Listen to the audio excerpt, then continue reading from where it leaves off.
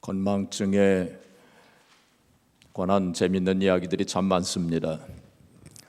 어떤 목사님이, 제가 아는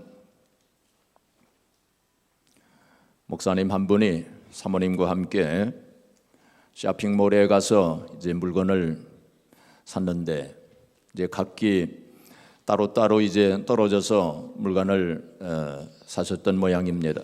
목사님께서 필요한 물건을 사시고 파킹장에 나와서 자동차를 타고, 사모님은 그냥 쇼핑몰에 놔두고 그리고는 자기 혼자서 집으로 돌아오셨대요. 그 사모님께서 얼마나 황당하셨겠습니까? 그런 일이 일어날 수 있습니다.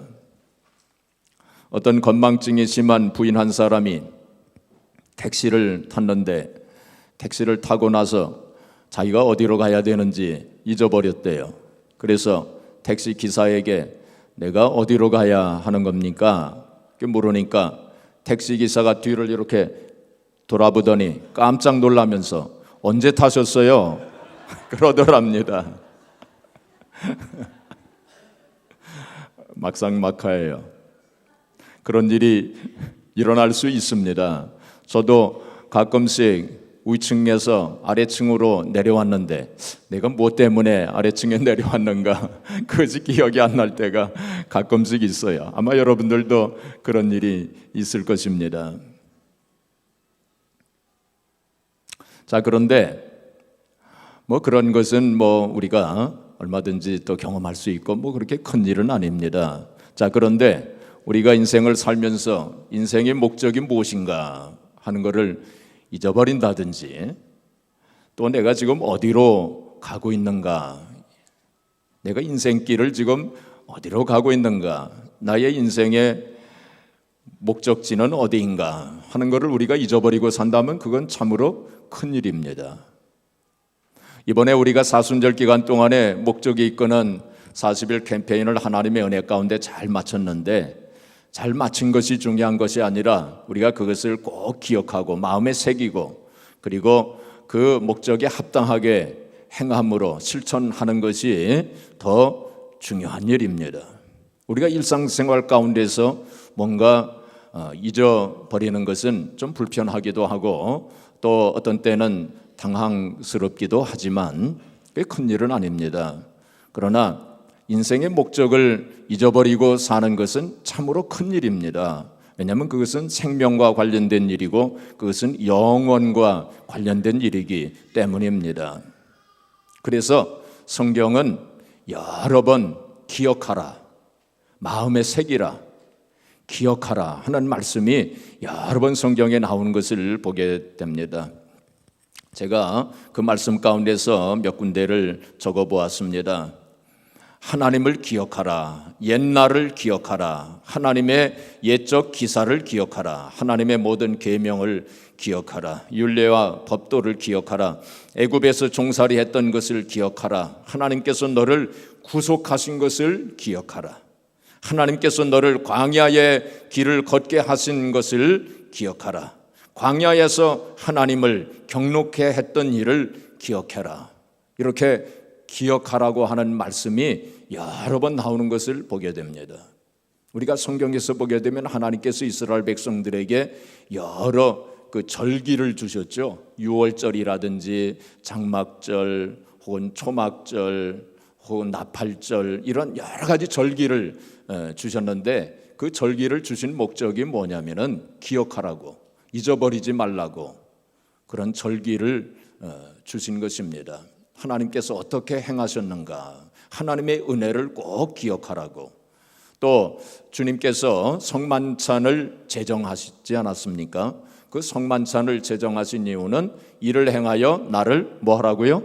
기념하라. 이게 기념하라고 하는 것이 바로 기억하라.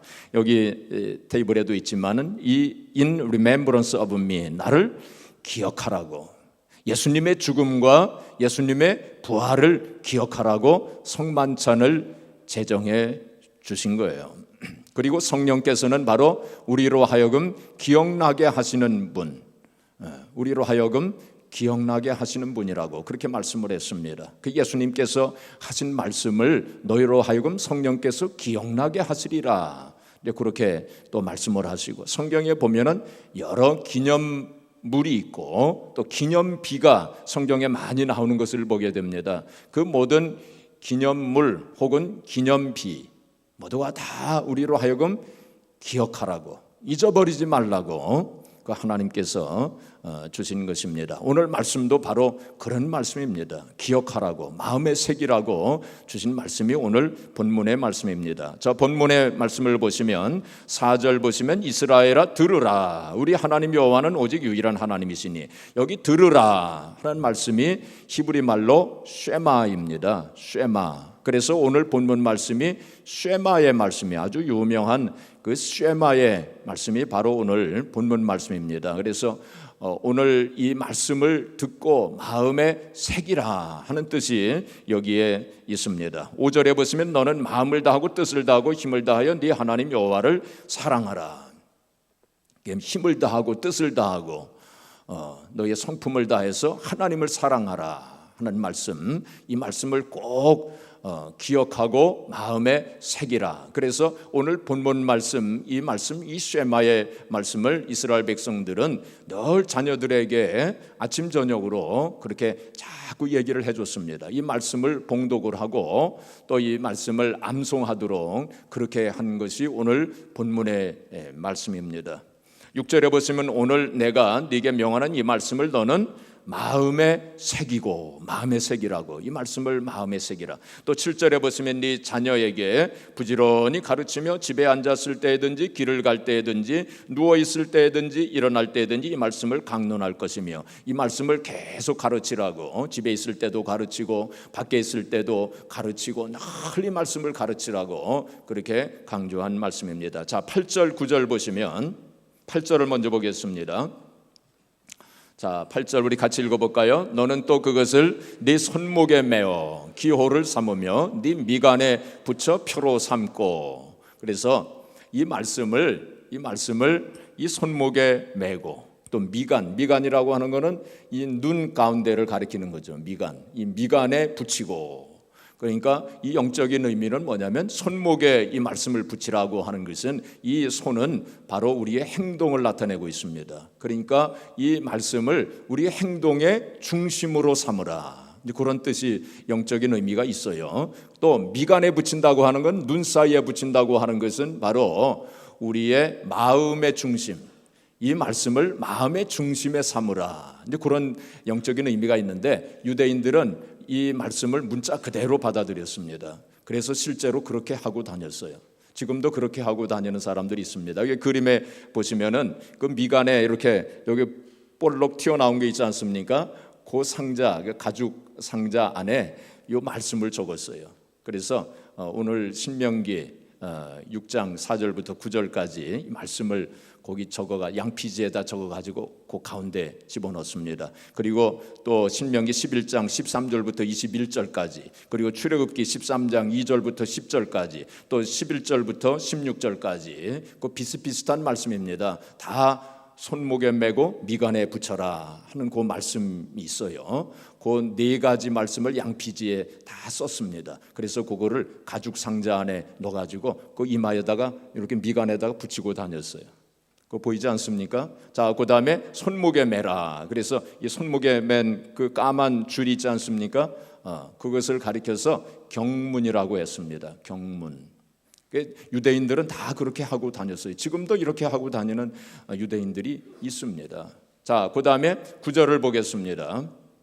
9절 보시면 또 네 집 문설주와 바깥문에 기록할지니라. 이걸 매주자라고 했는데 이 문에 들어갈 때 오른쪽에다가 이 매주자를 만들었어요. 이것도 가죽 상자 안에다가 이 성경 네 군데 성경을 양피지에 다 적어가지고 이것을 이 통 속에다가 집어넣었어요. 그리고 이제 문으로 들어갈 때 이걸 한번 꺼내서 읽어보고, 또 밖으로 나갈 때 또 꺼내서 한번 읽어보고, 이런 식으로 그렇게 했어요.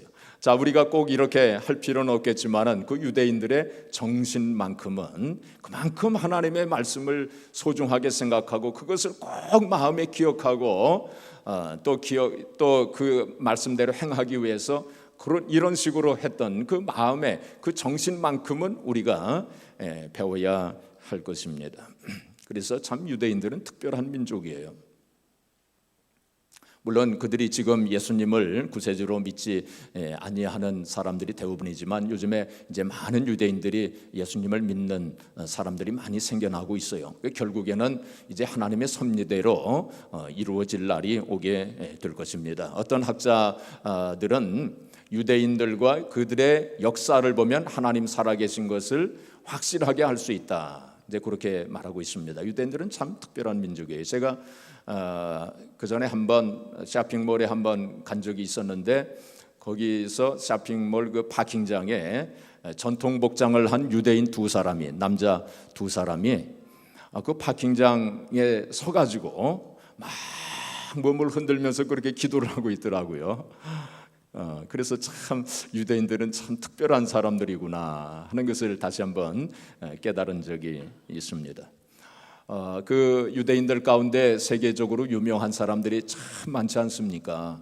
그 사람들 가운데 제가 몇 사람 적어봤는데 아인슈타인 유대인 아닙니까? 또 프로이드 유명한 심리학 정신분석학자 프로이드, 그다음에 퓰리처 그 사진 그 작가 그 상이 있지 않습니까? 퓰리처라든지 카프카 소설가, 칼 막스 공산주의를 시작한 그 칼 막스도 유대인이에요. 채플린 유명한 배우죠. 로스차일드, 그다음에 스티븐 스필버그 유명한 영화 감독이죠. 앨런 그린스팬, 그다음에 조지 소로스, 그다음에 샤갈, 쇼팽, 그 지휘자로 유명한 번스타인이라든지 키신저, 이런 사람들이 다 유대인들이에요. 그리고 요즘 이제 기업을 창설한 사람들 가운데 이베이를 창설한 메간 휘트먼, 유대인입니다. 그다음에 구글을 창설한 레리 페이지, 이 사람도 유대인이에요. 그다음에 페이팔 그 창설한 사람도 유대인이고, 그다음에 오라클을 창설한 레리 앨리슨도 유대인이고, 그다음에 페이스북을 창설한 마크 저커버그, 이 사람도 유대인이에요. 그 외에도 굉장히 많습니다. 참 특별한 민족이죠. 세계 70억 인구의 0.3%밖에 안 되는데, 한 2천만 명밖에 안 되는데, 노벨상의 경제 분야 노벨상의 65%를 유대인이 차지했어요. 이거 얼마나 놀라운 일입니까? 의학 분야는 23%, 물리 분야는 22%, 화학 분야는 12%, 문학 분야는 8%. 그래서 전체적으로 볼 때 유대인들이 3분의 1 정도를 유대인들이 차지했어요. 노벨상이 물론 그것이 모든 걸 다 결정해주는 그런 것은 아니겠지만은 하나의 척도는 될 수 있으리라 생각을 합니다. 이게 3분의 1이 그 아주 적은 인구의 유대인들이 그렇게 많이 차지했습니다. 정치, 경제, 교육, 사회, 문화를 지배하고 있어요. 미국 인구의 2%밖에 안 됩니다. 600만밖에 안 되는데 미국의 가장 부자 중 40명 중에 42%가 유대인들이에요. 얼마나 놀라운 일입니까? 하버드, 프린스턴 대학교의 교수들 가운데 25% 내지 30%가 유대인들이래요. 그리고 유명 대학교의 총장들 가운데 80% 이상이 유대인들이랍니다. 놀라운 일입니다. 자, 이렇게 유대인들이 참 특별한 민족이 된 것은 여러 가지 이유가 있겠지만은, 그러나 그 중에 중요한 이유 중에 하나가 바로 오늘 쉐마예요. 오늘 쉐마의 말씀이에요. 이 말씀을 이스라엘 백성들이 늘 기억하고 암송하고 자녀들에게 계속 아침 저녁으로 가르쳤어요. 반복해서. 교육은 반복입니다. 교육은 뭐라고요? 반복이에요. 교육은 반복입니다. 이번에 우리가 사순절 기간 동안에 목적 이끄는 삶 책들을 다 이제 읽으셨는데 한 번 읽어가지고는 안 됩니다. 다시 한번 좀 천천히 읽으시고요. 한 몇 번 정도는 읽으셔야 돼요. 교육학자들이 말하기를 100번은 들어야 자기 것이 된다 그랬습니다. 그래서 교육이 반복이에요. 계속 반복해야 됩니다. 반복해야 돼요. 그래서 우리가 이제 목장으로 일주일에 한 번씩 모여서 그 비디오를 보면서 나누는 있지 않습니까? 이번 4주년 기간 동안에 목장에서 그걸 다 하지 못하신 그 목장들은 계속해서 모일 때마다 그걸 하세요. 계속 하시고 함께 또 나누시고 복습하시고 반복하시고 그렇게 해서 자기 것으로 만들어야 됩니다. 오늘은 우리가 이제 지금까지 들은 것을 조금 반복하고 좀 복습하는 시간을 함께 갖도록 하겠습니다. 자, 우선 제가 말씀 몇 번 드린 것처럼 우리가 이 지구상에 우연하게 던져진 존재가 아니라고 하는 사실입니다. 그냥 어떻게 하다가 보니까 이 지구상에 살게 된 존재가 아니라는 것입니다. 하나님께서 분명한 목적을 가지시고 우리를 창조하시고 이 땅에 우리를 살도록 하셨다는 거예요. 그런 목적 의식을 가지고 우리가 살아야 되는데 하나님께서 우리에게 주신 이 목적을 사람들이 잘 발견하지 못하고 또 목적이 있다 할지라도 그 올바른 목적을 발견하지 못하는 이유는 바로 자기 중심적인 생각을 하기 때문에 그랬다. 그런 말씀을 드렸죠. 자기 관점으로 인생을 바라보기 때문에 나의 꿈을 실현하고 나의 목적을 실현하고 또 나의 계획을 실현하기 위해서 우리 인생의 목적을 생각하기 때문에 올바른 인생의 목적을 발견하지 못한다고 그랬습니다. 하나님께서 우리를 만드셨기 때문에 만드신 이에게 여쭤봐야 돼요. 그리고 하나님의 관점에서 우리 인생을 바라볼 때, 우리 인생의 목적을 생각할 때 올바른 인생의 목적을 발견할 수 있다. 그런 말씀을 드렸죠.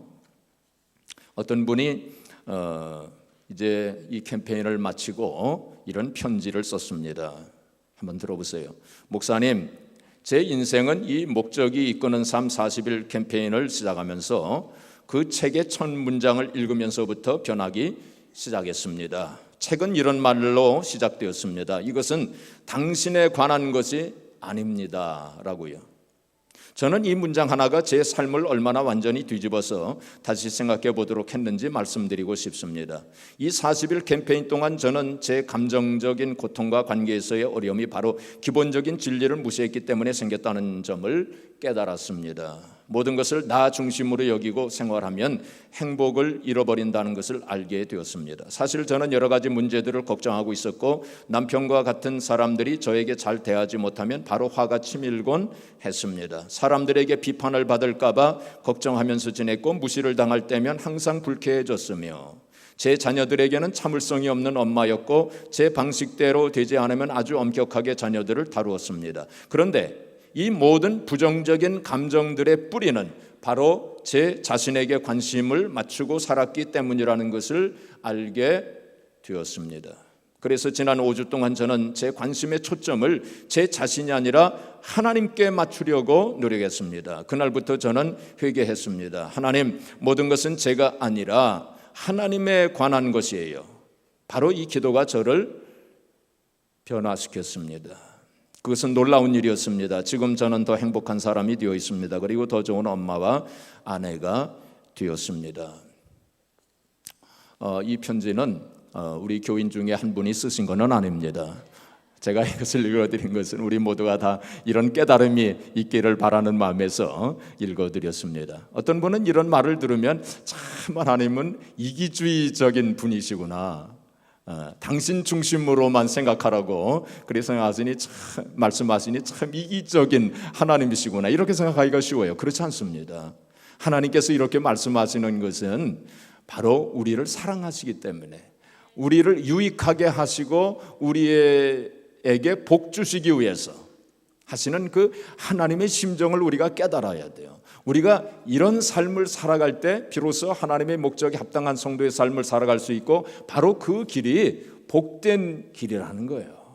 그렇기 때문에 하나님께서 이렇게 말씀하신 것입니다. 자, 이제 우리 5가지 목적 간단히 이제 복습을 하도록 하겠습니다. 첫째로 우리는 하나님의 기쁨을 위해 계획되었다. 하나님의 기쁨을 위해 계획이 되었어요. 그래서 이것은 바로 뭐라고 했습니까? 예배라고 했죠. 바로 예배를 통해서 하나님 기쁘시게 할 수 있다 그랬어요. 근데 예배는 하나님 앞에 드리는 것이 예배라 그랬습니다. 근데 하나님 앞에 뭘 드리는 것이 예배라고 했습니까? 사랑을 드리는 것이 예배라고 했어요. 그래서 오늘 본문 말씀에도 힘을 다하고 뜻을 다하여 하나님을 사랑하라 그렇게 말씀을 하지 않았습니까? 자, 그런데 우리가 내가 정말 하나님을 사랑하는지 사랑하지 않는지 두 가지 기준이 있다고 그랬어요. 나 자신을 살펴보면서 내가 정말 하나님을 사랑하는지 내가 하나님을 사랑하지 않는지 그걸 알아볼 수 있다 그랬습니다. 그것은 내 생각이 어디에 머물러 있는가. 우리가 어떤 사람을 사랑하게 되면 늘 생각하게 돼요. 그렇죠? 내 생각이 거기에 그 사람에게 머물러 있게 됩니다. 내가 이 세상을 살아가면서 내가 하나님에 대해서 얼마나 생각하고 있는지, 내가 하나님을 사랑하면 늘 하나님을 생각하게 되어 있어요. 그걸 보면 내가 하나님을 사랑하는지 사랑하지 않는지 알 수 있다 그런 말씀을 드렸고, 두 번째로 또 그 기준이 있는데 사랑하는 사람에게는 무엇을 주든지 아깝지 않아요. 하나님 앞에 내가 시간을 드리고 물질을 드리고 내 재능을 드리는데 그것이 아까운 생각이 든다면 그건 하나님을 사랑하는 것이 아니다. 그런 말씀을 드렸죠. 그래서 늘 이렇게 하나님을 사랑하는 마음으로 살아갈 때 우리의 일상생활 전체가 다 하나님 앞에 드리는 예배가 된다. 또 우리가 그런 삶을 살아야 된다. 그런 말씀을 드렸어요. 자, 두 번째로 우리는 하나님의 가족으로 태어났다. 그 말씀을 드렸죠. 그것이 뭐라고 했습니까? 교제라고 했어요. 펠로우십 또는 헬라 말로는 코이노니아, 그 교제. 그래서 우리가 육신으로 태어날 때는 사람의 가족으로 태어났지만은 예수님을 믿음으로 구원받을 때 그때 하나님의 가족으로 태어나는 것이다. 그런 말씀을 드렸죠. 우리가 하나님의 가족으로 태어나서 함께 사랑의 교제를 나누는데 바로 이 사랑의 교제는 먼저 소속이 있어야 된다. 그래서 무교회주의자는 성경적이 아니다. 그런 말씀도 드렸죠. 그래서 꼭 교회에 소속이 되어져야 된다. 그리고 또 교회 안에서도 소그룹, 우리 교회 같으면 목장이라고 부르는데 이 목장이라고 하는 이 소그룹에 소속이 되어서 거기서 나눔의 삶을 살아야 된다. 나눔이 있어야 된다. 이 나눔은 우리가 하나님의 은혜를 나누고 또 우리의 마음을 나누고 동고동락하면서 마음을 나누고 또 우리의 삶을 나눠야 된다. 삶을 나눈다고 하는 것은 우리에게 있는 여러 가지 어려움과 고통과 문제와 슬픔과 눈물을 함께 나누고 또 기도 제목을 함께 나누고 그것이 삶을 나누는 것입니다. 이 목장에서 그런 일이 일어나야 되겠죠. 그리고 또 헌신해야 된다. 서로 헌신해야 된다. 서로 헌신한다고 하는 것은 다른 사람을 볼 때 주님을 대하듯이 주님을 보듯이 보는 그 마음이 헌신의 마음이다. 이러한 그 교제를 통해서 우리가 서로 배우고 성장하게 된다. 우리가 어떤 때는 좀 부딪히기도 하고 또 마음이 불편해지기도 하고 속상해지기도 하겠지만 그러한 걸 통해서 우리가 함께 배우고 성장하게 된다. 그런 말씀을 드렸어요. 그래서 잠언서 27장 17절 우리 같이 읽어보겠습니다. 철이 철을 날카롭게 하는 것 같이 사람이 그의 친구의 얼굴을 빛나게 하느니라. 철이 철을 날카롭게 하는 것처럼 우리가 서로 함께 모여서 교제를 통해서 우리가 서로 성장하게 되고 배우게 된다. 그런 말씀을 드렸습니다. 자, 그다음에 세 번째는 우리는 그리스도를 닮도록 창조되었다. 예수님을 닮도록 창조되었다. 우리의 인생의 목적 중 하나가 예수님을 닮아가는 거예요. 예수님을 닮아가는 것. 장성한 분량에까지 이르도록 우리가 예수님을 닮아가는 것이 인생의 목적 중 하나입니다. 그런데 하나님께서 이제 예수 그리스도를 닮도록 하시는데 세 가지를 사용하신다 그랬어요. 먼저 성경을 통해서 우리로 하여금 예수님을 닮도록 하시고 그 다음에 두 번째는 다른 사람들을 통해서 우리로 하여금 훈련시키신다. 이 세 번째는 훈련인데 그래서 예수님을 닮도록 훈련하십니다. 다른 사람들을 통해서 우리 옆에 있는 다른 사람들이 나를 어떤 때는 힘들게 하고 고통을 주고 괴롭게 하고 속상하게 만들고, 그런데 그러한 사람들을 통해서 그러한 일들을 통하여서 우리가 예수님을 조금씩 더 닮도록 하고, 바로 그런 사람들을 통해서 예수님의 사랑과 인내를 배우도록 그렇게 하신다, 그런 말씀을 드렸죠. 그래서 나를 힘들게 하고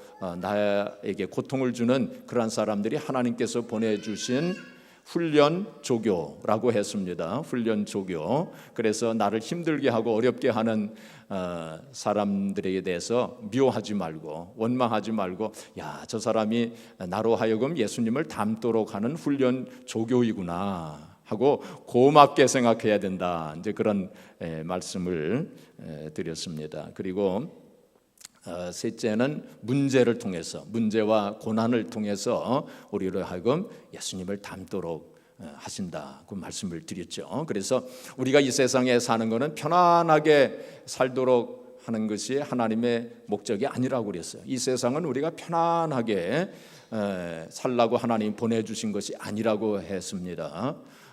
그래서 이러한 문제와 고난이 있을 때 오히려 예수님을 닮아가게 된다 그랬어요. 편안할 때는, 아무 문제가 없을 때는 예수님을 닮지 못합니다. 우리 모두가 다, 세상 사람들이 다 편안한 삶을 다 원하지만은 사실은 편안한 삶 속에서는 예수님을 닮을 기회가 없어요. 고난과 문제를 통해서 예수님을 닮게 되는 것입니다. 그래서 좀 힘들고 어렵고 고난과 문제가 좀 있어도 오히려 하나님 앞에 감사하면서, 하나님께서 이러한 고난과 문제를 통해서 나로 하여금 예수님을 닮도록 하시는 그 점에 있어서 무엇을 닮고 무엇을 고치라고 하시는지, 그것을 우리가 깨닫는 것이 참으로 중요한 것입니다. 자, 그 다음에 네 번째로 우리는 하나님을 섬기도록 지음받았다, 그 말씀을 드렸죠. 하나님을 섬기도록 지음받았다. 이것이 뭐라고 그랬어요? 사역이라고 하지 않았습니까? 사역. 섬기는 거예요. 하나님을 섬기. 그런데 하나님을 섬기는 것뿐만이 아니라 다른 사람들을 섬기는 거라고 그랬어요. 오히려 다른 사람들을 섬김으로 말미암아 하나님을 섬기는 것이 된다, 그런 말씀도 드리지 않았습니까?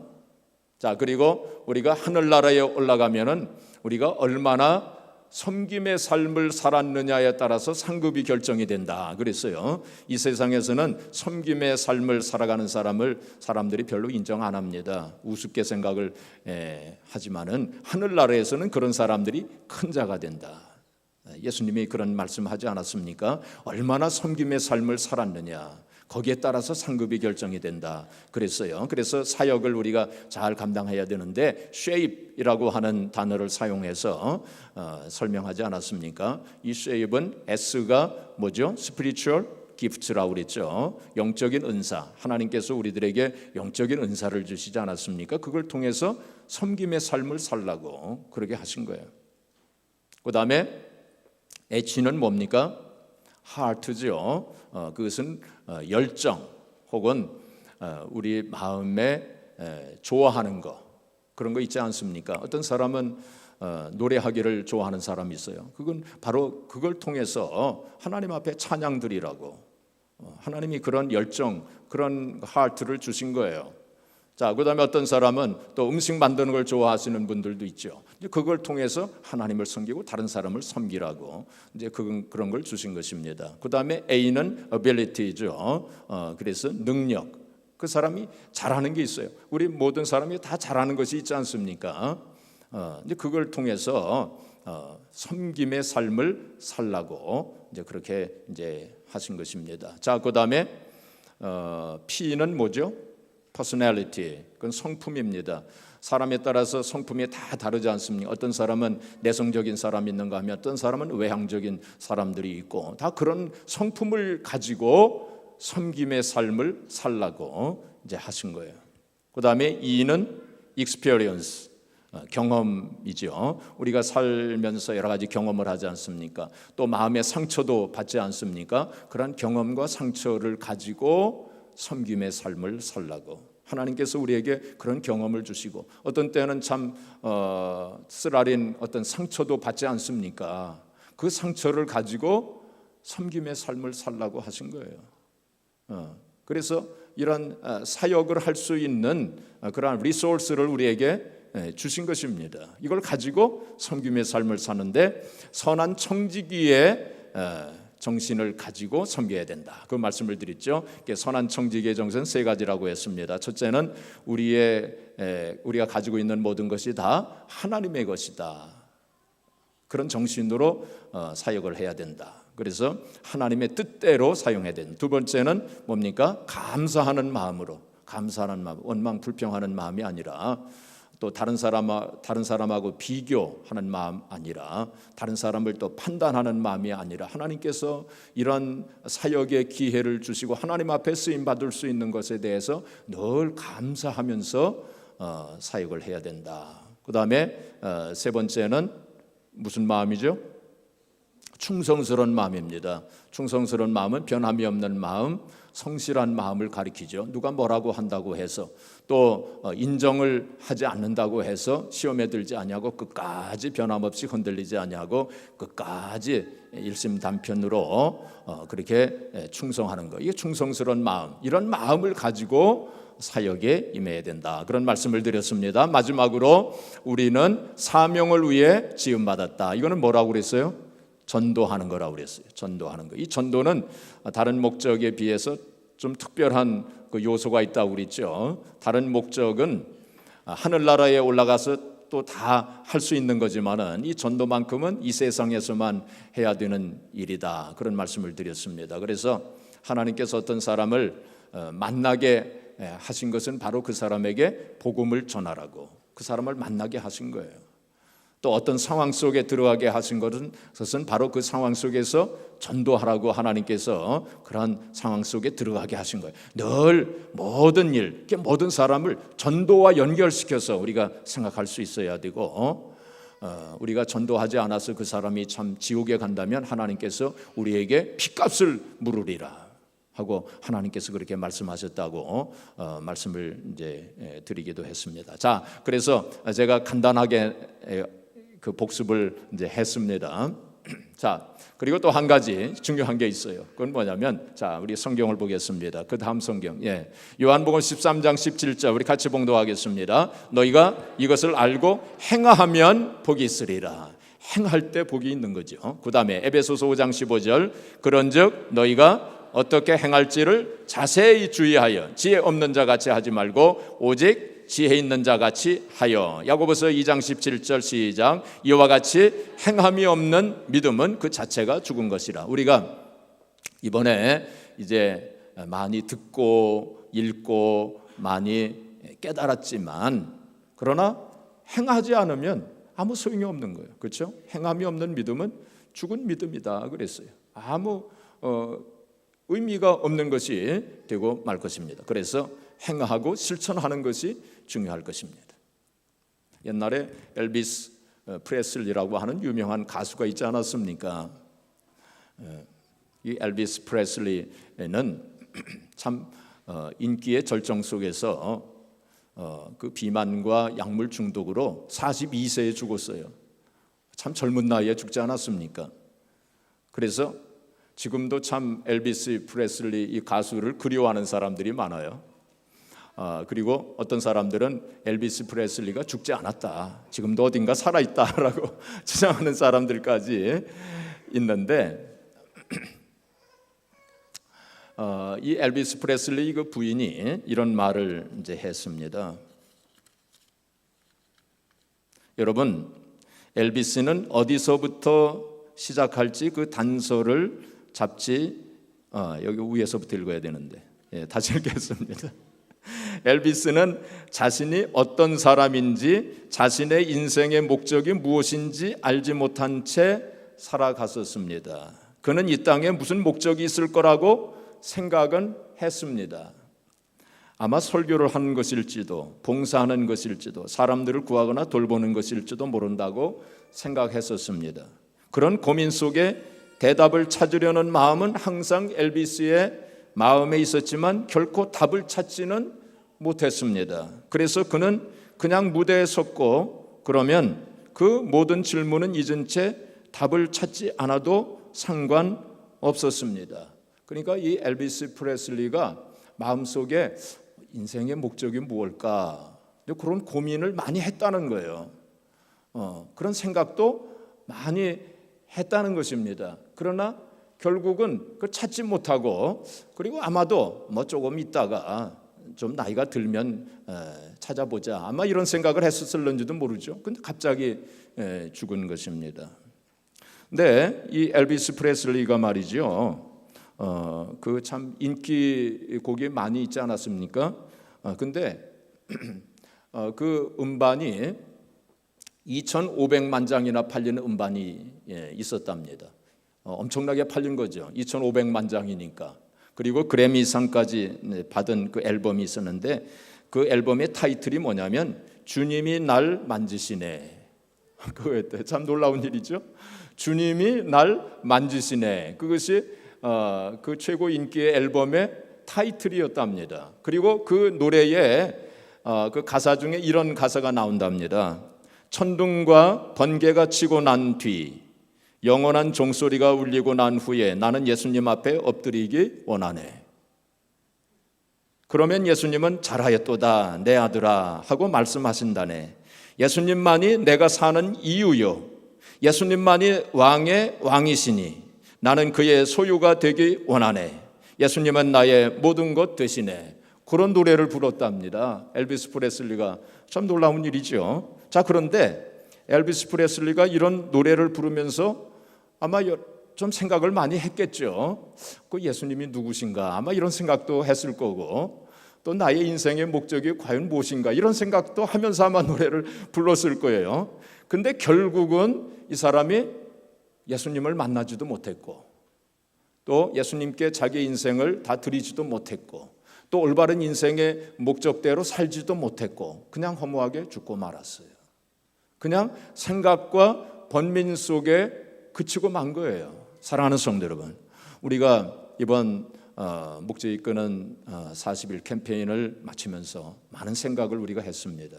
또 우리가 여러 또 고민도 또 했을 것입니다. 그러나 이것이 그냥 엘비스 프레슬리처럼 그냥 생각과 고민 속에, 번민 속에 그치고 말 수도 있어요. 그렇죠? 더 중요한 것은, 가장 중요한 건 뭡니까? 바로 그것을 우리 마음판에 새기고 이 깨달은 그 말씀대로, 인생의 올바른 목적대로 인생을 살아서 많은 열매를 맺는 것, 그것이 가장 중요한 것이 될 것입니다. 우리가 주님 앞에 섰을 때에 주님께서 얘야, 네가 그때 배우지 않았느냐? 아스토리아 교회에서 네가 그 사순절 그 책을 읽으면서 많은 것을 배우고 깨닫지 않았느냐? 그런데 왜 행하지 않았느냐? 왜 실천하지 않았느냐? 하고 책망하실지 모릅니다. 우리가 이 말씀대로, 배운 대로, 깨달은 대로 우리가 행하고 실천했을 때 우리가 주님께서 얘야, 참으로 잘하였도다. 네가 깨달은 대로, 배운 대로, 들은 대로, 읽은 대로 네가 행하였구나.